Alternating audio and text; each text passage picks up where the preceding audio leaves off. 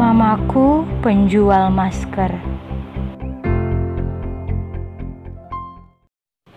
Suatu malam sebelum tidur, aku bertanya kepada Mama, "Ma, Mama selalu terlihat bersemangat dan cantik. Aku ingin seperti Mama. Tolong beritahu aku caranya, Ma." Dengan tatapan lembut dan senyum haru, Mama pun menjawab, "Untuk bibir yang menarik, ucapkanlah perkataan yang baik. Untuk pipi yang lesung, tebarkanlah senyum ikhlas kepada siapapun. Untuk mata yang indah menawan, lihatlah selalu kebaikan orang lain. Untuk tubuh yang langsing, sisihkanlah makanan untuk orang yang membutuhkan. Untuk jemari tangan yang lentik, hitunglah kebajikan yang telah diperbuat orang kepadamu. Untuk wajah putih bercahaya, bersihkanlah kotoran batinmu. Anakku, janganlah sombong akan kecantikan fisik, karena itu akan pudar oleh waktu. Biasakanlah untuk mengucapkan 4 kata ini kepada siapapun dengan santun. Terima kasih, maaf, tolong, dan permisi. Jika kamu benar, maka kamu tidak perlu marah. Jika kamu salah, maka kamu wajib minta maaf. Kesabaran dengan keluarga adalah kasih, kesabaran dengan orang lain adalah hormat, kesabaran dengan diri sendiri adalah keyakinan, kesabaran dengan Tuhan adalah iman. Jangan terlalu mengingat masa lalu, karena hal itu akan membawa air mata. Jangan terlalu memikirkan masa depan, karena hal itu akan membawa ketakutan. Jalani setiap hari dengan senyuman dan penuh ucapan syukur, karena hal itu akan membawa keceriaan. Pilihan ada padamu, anakku. Apakah kamu memilih menyerah atau pemenang?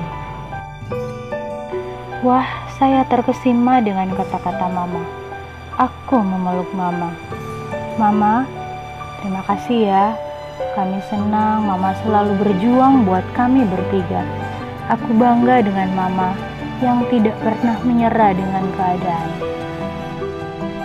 Aku sadar karena sebelumnya aku suka melawan Mama, marah-marah dan tidak sabar dengan adik-adik. Saya Kayla, putri pertama Mama, yang sekarang sudah kelas 12.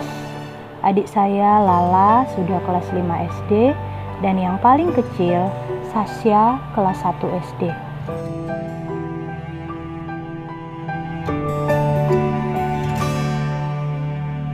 Mama adalah guru PAUD yang sekarang sedang beralih profesi sementara. Di tengah pandemi COVID-19 ini, Mama hanya mendapat setengah dari gaji di sekolahnya.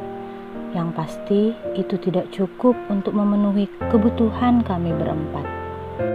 Dia menjadi penjahit masker dan kemudian menjualnya kepada teman, kerabat, dan siapa saja yang memesan maskernya. Mama tidak malu. Semua demi kami supaya kami bisa makan dan juga ada kuota internet agar kami bisa tetap belajar dari rumah. Itu yang membuat aku semakin bangga, tapi sekaligus membuat aku sedih karena aku belum bisa membantu Mama. Mama selalu berkata, "Kamu sudah membantu Mama kok. Dengan kamu menjaga kedua adikmu, kamu dengar-dengaran sama Mama, kamu sudah sangat membantu Mama. Kita harus kuat ya, walaupun Papa sudah tidak ada bersama dengan kita." Iya, Papa sudah dipanggil Tuhan sekitar 2 tahun yang lalu karena sakit. Terlihat mata Mama yang sudah berkaca-kaca menahan tangis, tapi itu disembunyikannya di balik senyuman manisnya. Aku tahu kalau akhir-akhir ini Mama sangat capek. Dia hanya tidak mau memperlihatkannya kepada kami. Malam itu, saat kami bertiga akan tidur, Mama bilang, Kalian tidur duluan ya anak-anakku. Mama mau lanjut menjahit. Puji Tuhan, banyak kenalan mama yang memesan masker. Kakak, jangan lupa bacakan Alkitab dulu buat adik-adik. Dan jangan lupa berdoa. Mama tidak pernah lupa mengingatkan kami untuk membaca Alkitab dan berdoa setiap hari. Situasi ini membentuk kami menjadi anak-anak yang lebih mandiri. Kami bertiga pun melakukan apa yang Mama katakan dan kemudian kami tidur.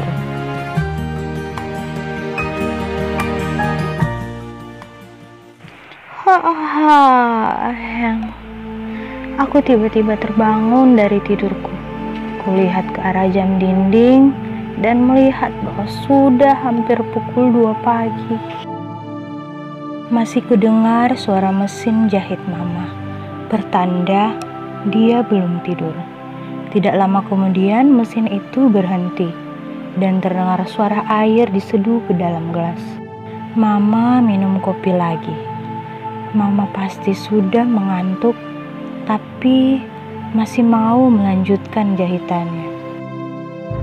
Kasihan Mama, karena aku sangat mengantuk. Aku pun kembali tertidur. Aku tidak tahu lagi Mama tidur jam berapa. Good morning everybody. Wake up, wake up. Mama membangunkan kami bertiga. Sarapan sudah tersedia di atas meja.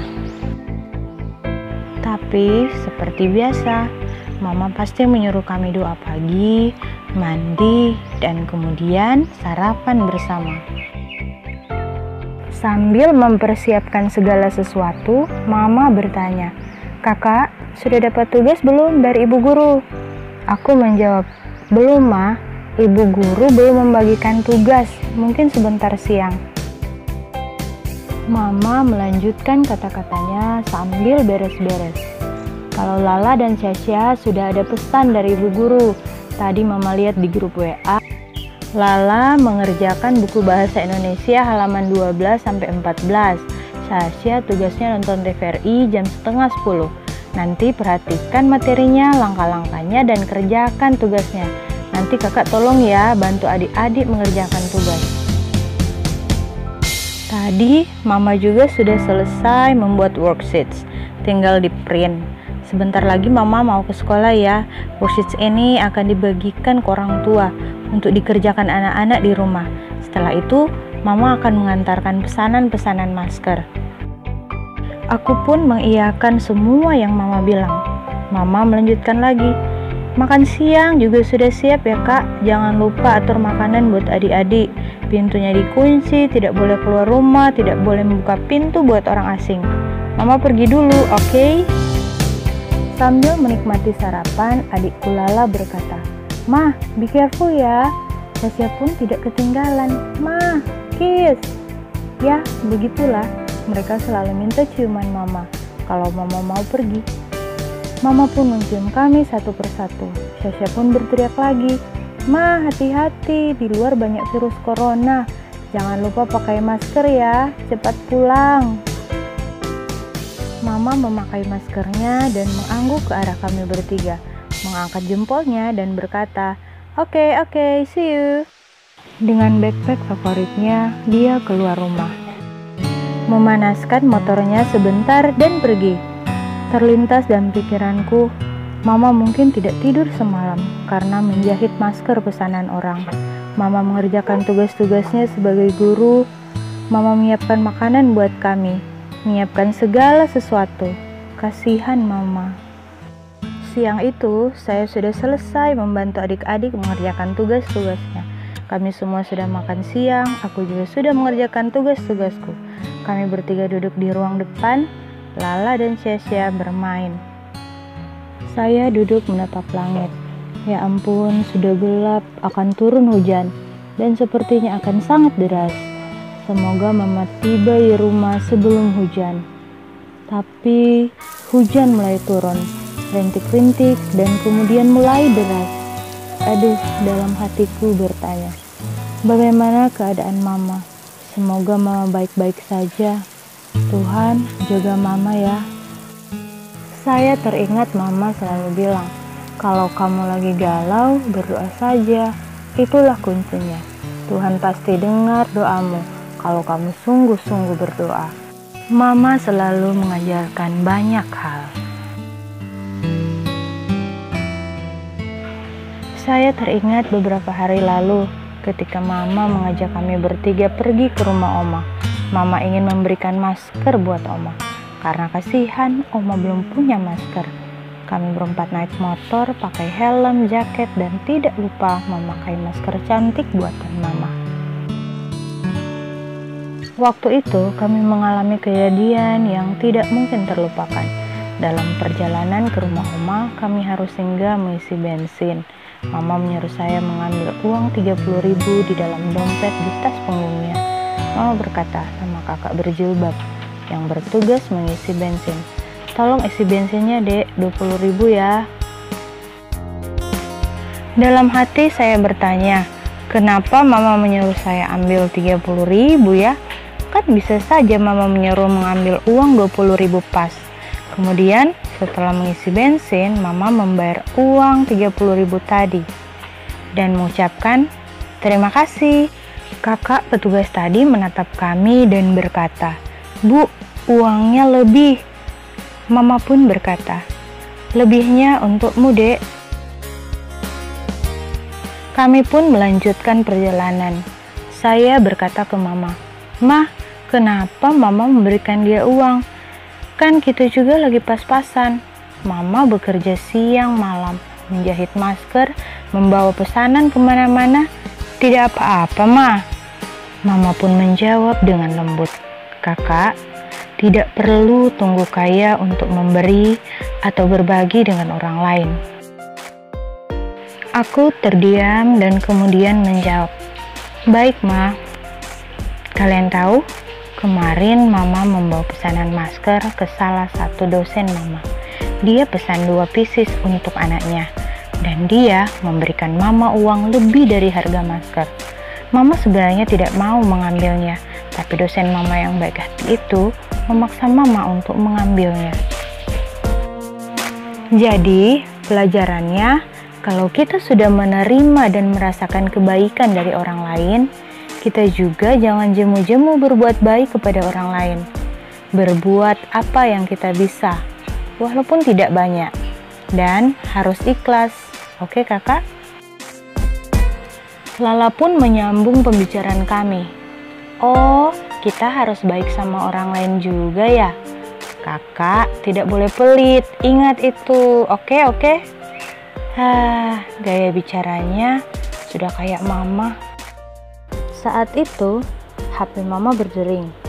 "Sebentar ya, kita menepi dulu, siapa tahu ini penting."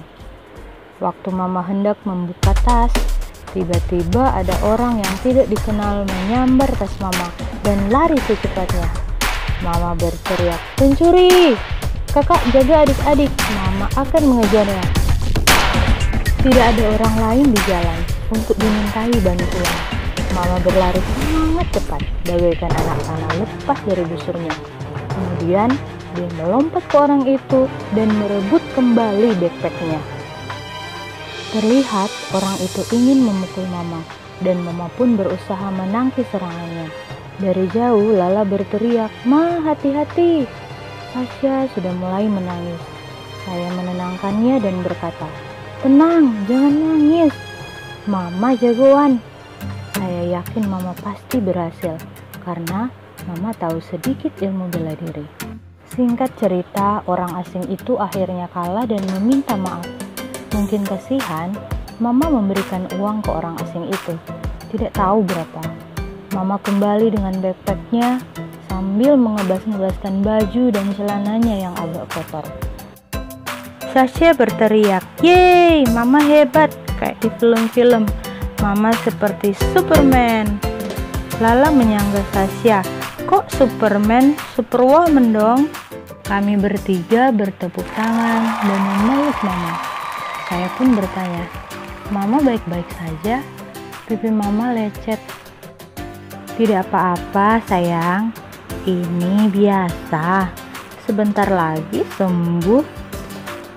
Kasihan anak tadi, masih remaja sudah belajar mencuri. Katanya dia dan adiknya belum makan. Sudahlah, tidak apa-apa, yang penting kita aman. Tas mama juga aman. Enak saja dia mau ambil tas ini. Di dalamnya ada masker buat oma dan masker pesanan orang. Mama mengubah suasananya. Dia tertawa, kami pun ikut tertawa bersama-sama. Sasha pun memberikan reward kepada mama. Good job mama, let's give Superwoman claps to mama. Tataratat, whoosh. Kami bertiga melakukan gerakan seperti gaya Superman yang sedang terbang.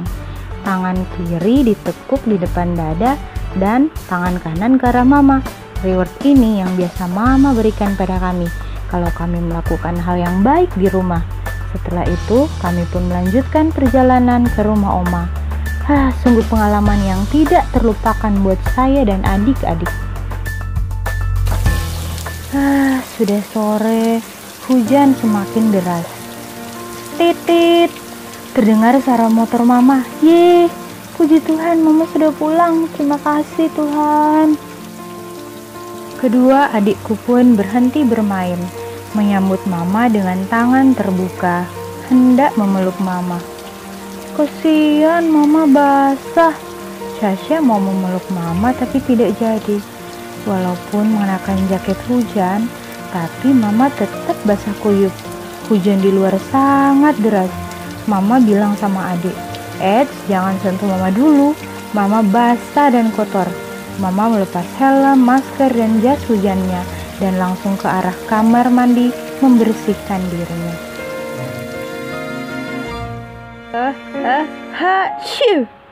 Terdengar suara mama bersin-bersin.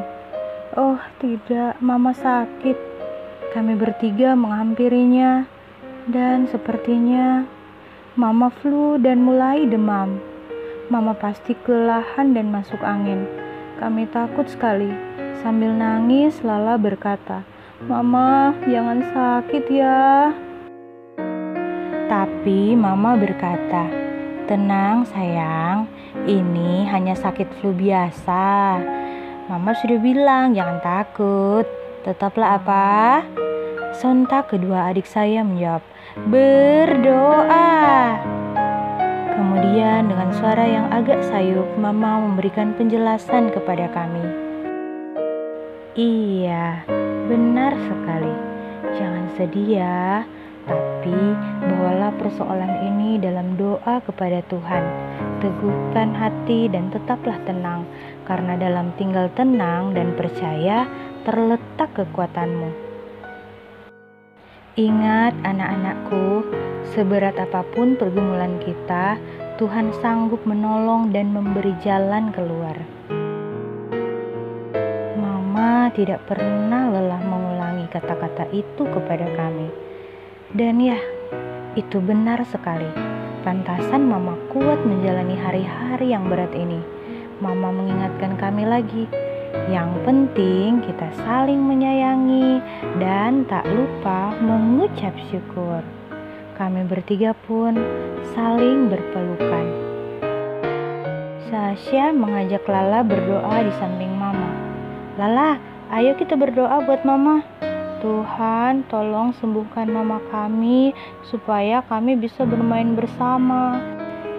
Lala pun menyambungnya. Tuhan, tolong Mama supaya cepat sembuh. Keduanya mengakhiri doa. Saya dan Mama juga sama-sama berkata, amin. Saya mengajak adik-adik ke kamar sebelah supaya Mama bisa istirahat. Malam itu, Mama tertidur lelap setelah minum obat dan minum teh manis hangat buatanku. Dia capek, dia butuh istirahat. Dalam hati aku berdoa kepada Tuhan. Terima kasih Tuhan sudah memberikan Mama yang hebat, yang selalu sayang dan menjaga kami. Sembuhkanlah Mama, Dia adalah segalanya bagi kami bertiga. Amin. Kami tidak malu punya Mama penjual masker. We love you, Mama. You are my hero.